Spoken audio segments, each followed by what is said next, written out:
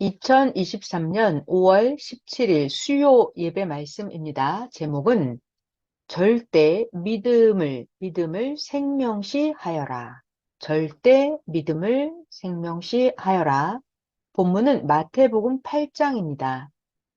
배에 오르심에 제자들이 쫓았더니 바다에 큰 놀이 일어나 물결이 배에 덮이게 되었을 때 예수님은 잠을 주무시고 계셨습니다. 그 제자들이 나와 예수님을 깨우며 말을 합니다. 예수님, 구원하소서, 우리가 죽게 생겼나이다. 예수님이 일어나셔서 예수께서 말씀하십니다. 어찌하여 무서워하느냐? 믿음이 적은 자들아! 하시고 예수님이 일어나사 바람과 바다를 꾸짖으신데 바람과 바다가 아주 잔잔하게 되거늘 그 사람들이 기이히 여겨서 말을 합니다. 세상에 예수님이 어떤 사람이기에 바람과 바다도 순종하는고 하더라. 디모데전서 1장입니다. 아들 디모데야, 내가 너에게 이 경계로서 명하노니 전에 너를 지도한 예언을 따라서 그것으로 선한 싸움을 싸우라. 선한 싸움을 싸우라. 그리고 뭘 가져라? 믿음과 착한 양심을 가져라. 믿음을 가지고 착한 양심을 가져라. 어떤 이들은 이 양심을 버렸고 그 믿음에 관하여는 파선하였느니라. 주일 말씀에 이어서 오늘도 믿음에 대해서 말씀해 주겠습니다. 오늘 말씀은 하나님이 최고의 영원한 축복을 준 이 시대에 저마다 각자 믿음을 절대 지키라고 해 주시는 말씀입니다. 믿음대로 행해지고 행한 대로 되어집니다. 그러니까 믿음이 중요하죠. 믿어야 행하고 행한 대로 이루어집니다. 과거에 하나님을 잘 믿었고 과거에 하나님이 보낸 구원자를 잘 믿었어요. 그리고 행했습니다. 그렇다 하더라도 지금 믿음을 저버리고 지금 하나님을 불신하고 지금 하나님이 보낸 구원자를 불신하면 깨진 대로 거기에 속해서 고통을 받으면서 깨진 그 주관권에서 살게 됩니다. 지금 믿음을 저버리고 지금 불신을 하면 과거에 하나님을 잘 믿고 과거에 하나님이 보내신 주를 잘 믿어서 세운 그 공적은 어떻게 되나요? 하고 물어보았습니다. 하나님 말씀하시기를 과거에 잘 믿어서 세운 그 공적은 그때그때마다 행한 대로 하나님이 이미 갚아주셨다. 또 남아있다고 해도 끝까지 믿음을 잘 지켜야 자기가 행한 것을 영이 받게 된다 하셨습니다. 남아있다 하더라도 끝까지 믿음을 잘 지켜야 자기가 행한 것을 자기의 영이 받게 된다고 하셨습니다. 과거에 열심히 했어도 환란이 오고 핍박이 있다고 해서 믿음을 저버리거나 혹은 자기가 믿음을 지켜서 잘 살아오다가 자기가 의심을 하고 자기가 깨뜨리면 이것은 마치 과거에 건강하게 잘 살았어도 길 가다가 차 사고가 나면 죽는 것처럼 또 절벽을 타다가 떨어지면 육신 생명이 끝나버리는 것처럼 자, 믿음이 깨져버리면 과거에 했던 것 모두가 깨져버리는 것입니다. 이렇게 믿음의 생명도 자신이 안 믿으면 죽고 끝나는 것입니다. 믿어야 믿음의 생명은 살게 됩니다.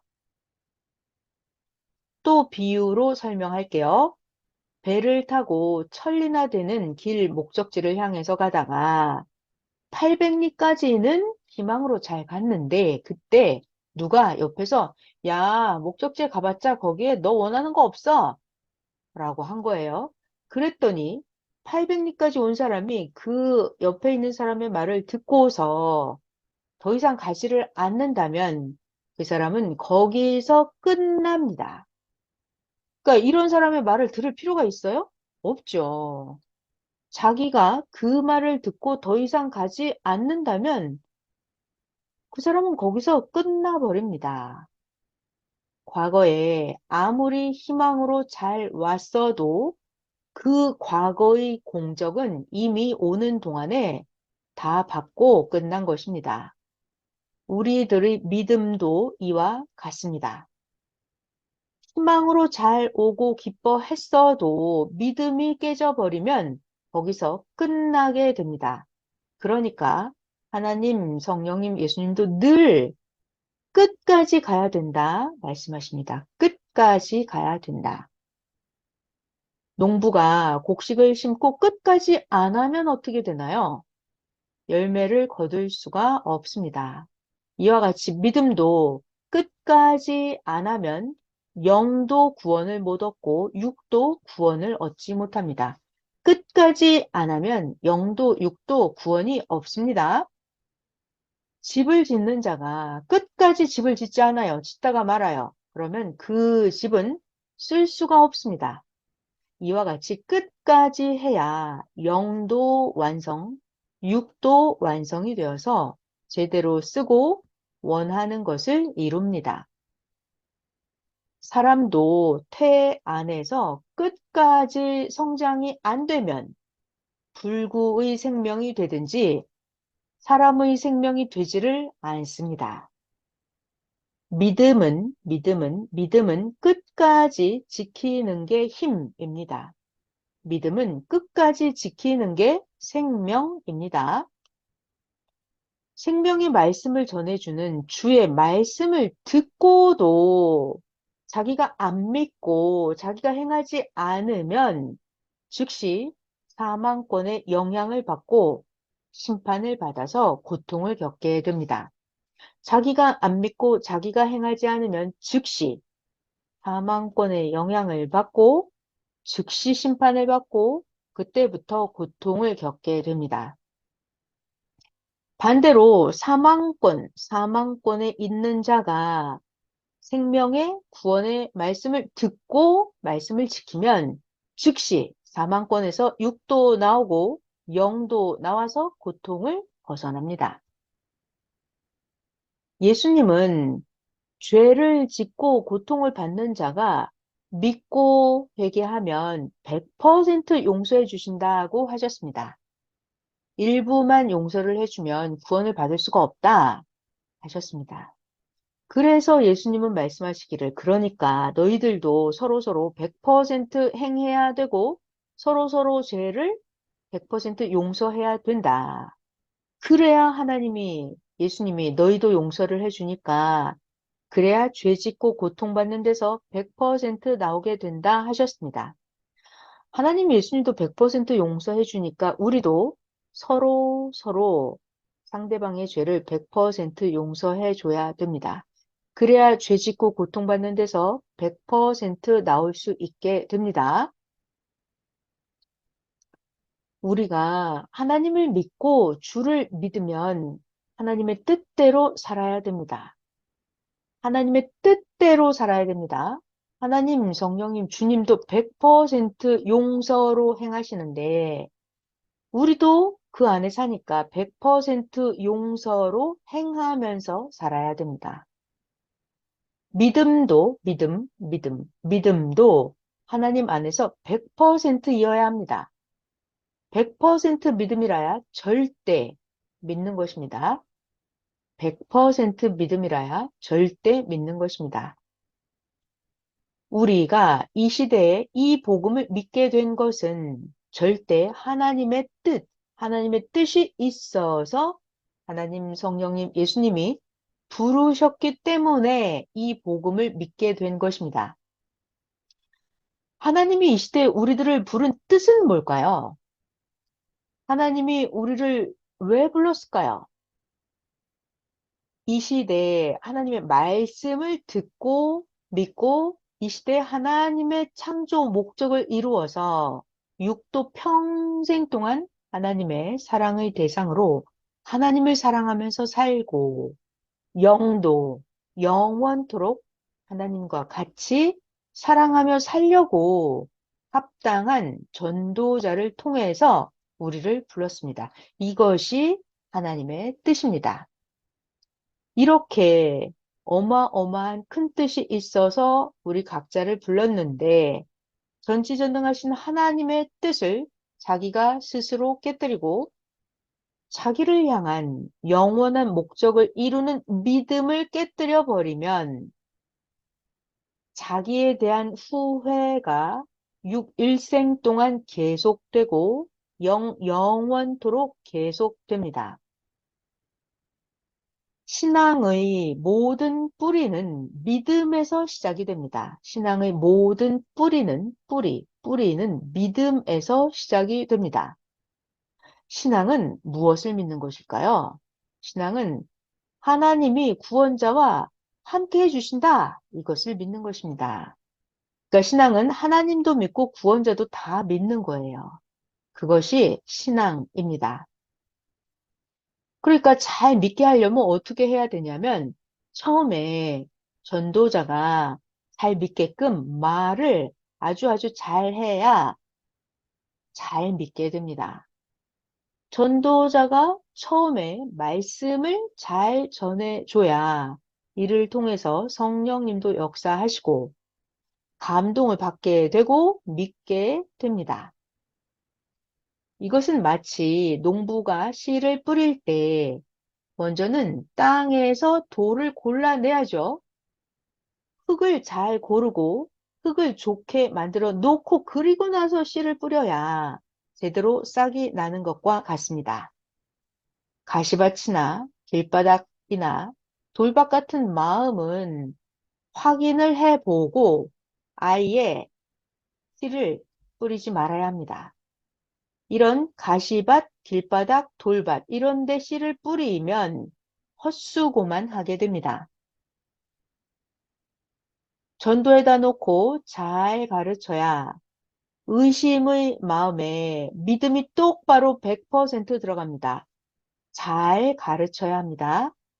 잘 가르친 그 다음에는 본인이 행하면서 신앙생활을 하도록 그때마다 관리를 해줘야 믿음이 100% 들어갑니다. 그리고 나서 하나님, 성령님, 성자님, 예수님, 시대 사명자를 100%잘 가르쳐줘야 믿음을 100% 갖게 됩니다.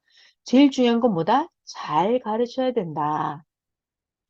이 복음을 처음에 하나님 예수님이 어떻게 시작했는지 그 역사를 확실하게 가르쳐 줘야 믿음을 100% 갖게 됩니다. 이전에 모두 말씀을 듣고 절대 100% 믿어온 믿음은 환난 때 누가 무슨 말을 한다 해도 흔들리지 말고 그대로 100%잘 믿어야 그런 믿음이 정상입니다. 지금까지 말씀을 듣고 100% 믿어왔다면 이제 와서 누구의 말을 듣고 흔들리면 그러면 정상이 아니죠. 누가 무슨 말을 해도 절대 흔들리지 말고 100% 믿어야 정상적인 믿음입니다. 어떤 자는 자기가 그동안 목숨을 걸고 믿어온 신앙인데 환난, 어려운 고통을 받는다고 해서 믿음을 저버리고 또 어떤 자는 변한 자의 꾀임을 받아서 의심을 하고 불평을 하고 믿음을 파선하기도 합니다. 천하의 바보죠, 바보. 가진 고통을 받으면서도 그동안 그렇게 잘 믿고 따라온 자들이 이제 와서 다시 얻을 수도 없는 그런 귀한 믿음을 저버린다고 하나님, 성령님, 예수님도 안타깝다고 말씀하십니다. 믿음을 저버리게 되는 책임은 누구에게 있을까요? 믿음을 저버리는 책임은 자기에게 있는 것입니다. 결국은 자기가 불신을 해서 자기가 믿음을 파선하는 것입니다. 그러니까 누가 어떤 말을 한다 해도 받아들이지 말고 자기가 지켜온 믿음을 자기가 주인이 돼야죠. 자기가 지켜온 믿음을 절대 자기가 주인이 되어서 자기의 믿음을 100% 지켜야 됩니다. 각자 저마다 시대의 믿음을 가질 때까지 얼마나 수고하고 얼마나 힘든 것을 이기고 경제도 투자를 하고 시간도 투자를 하고 각 가정 환경 등 각종 어려움을 이기고 몸부림쳐 왔습니까? 이제 와서 믿음을 저버리게 된다면 지금껏 들은 하나님의 말씀을 다 저버린 자가 됩니다. 이제 와서 믿음을 저버린다면 영원한 구원을 저버린 자가 되니까 영원한 희망이 사라지게 됩니다. 하나님, 성령님, 예수님이 사명자를 통해서 준 축복도 다 사라지게 됩니다. 이제 와서 믿음을 버리면 하나님도 없어지고 축복도 없어지고 다 없어지는 것입니다. 그러니까 절대 100% 믿음을 가지고 살아야 됩니다. 100% 믿음이어야 100% 구원이 됩니다. 100% 믿음이어야 황금 천국을 유업으로 받게 됩니다. 행여나 시험에 들었고 사람들의 말을 듣고 혼돈이 되어서 잠깐 믿음을 저버렸다 하더라도 재빨리 다시 돌이켜서 절대 100% 믿고 행한다면 다시 지난날 믿고 오던 그 차원에서 살게 됩니다. 나무도 바람에 뽑혔을 때 다시 빨리 심으면 괜찮죠? 그렇지만 나무가 뽑힌 채로 오래 가면 다시 심어도 죽어요. 뽑힌 채로 오래 가면 오래 가야 다시 살아날 수가 있습니다. 이렇게 신앙도 환란에 의해서 넘어지면 즉시 바로 일으켜야 됩니다. 그래야 살아납니다. 신앙도 넘어진 채로 오랫동안 놔두면 죽었다가 다시 일어난다 하더라도 살아나려면 오래 걸립니다. 우리는 오늘날 하나님, 성령님, 예수님이 같이 이 시대 사명자를 통해서 베푼 복음의 은혜를 받았습니다. 우리는 뭘 받았을까요? 하나님이 더 이상 줄 수 없는 축복을 받았습니다. 천지 창조 목적을 이루는 사랑의 영원한 축복을 하나님이 주셨습니다. 어떤 축복이요? 육은 일생 동안 그리고 영은 영원토록 누릴 수 있는 축복을 하나님이 주셨습니다. 그런데 하나님이 주신 축복의 주관권을 벗어나면 육계 어디를 가든지 영계 어디를 가든지 축복을 주지 않습니다. 자기가 하나님을 버렸잖아요. 자기가 축복의 주관권을 자기가 벗어난 것입니다. 믿음을 던져버리면 자기가 축복의 주관권을 스스로 벗어난 것입니다. 그러니까 육계 어디를 가든지 영계 어디를 가든지 축복을 주지 않습니다. 믿음을 상실하면 하나님도 상실, 성령님도 상실, 예수님도 상실, 육신이 되는 사명자 역시 상실한 자가 됩니다. 믿음을 상실하면 다 뺏기는 거예요. 그러니까 믿음을 저버리지 않고 끝까지 따라오는 자들은 자기가 얼마나 영원한 것을 가지고 누리고 사는지를 깨달아야 됩니다. 아멘.